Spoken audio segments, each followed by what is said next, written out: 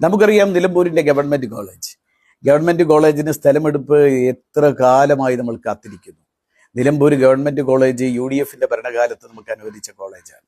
ഇതിൻ്റെ കൂടെ അനുവദിച്ച എല്ലാ ഗവൺമെൻറ് കോളേജുകളും വലിയ ബിൽഡിങ്ങും ആയിരക്കണക്കിന് വിദ്യാർത്ഥികളുമായി നല്ല രൂപത്തിൽ പ്രവർത്തിച്ചു വരികയാണ്.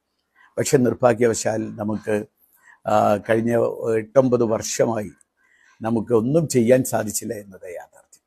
എന്തായാലും നമുക്ക് ഇപ്പോൾ ഒരു സന്തോഷമുള്ളത് ഗവൺമെൻറ് കോളേജിന് ആവശ്യമായ ഭൂമി ഏറ്റെടുക്കാൻ, ആ ഏറ്റെടുക്കൽ പൂർണ്ണമായും നമുക്ക് പൂർത്തീകരിക്കാൻ നമുക്ക് സാധിച്ചു.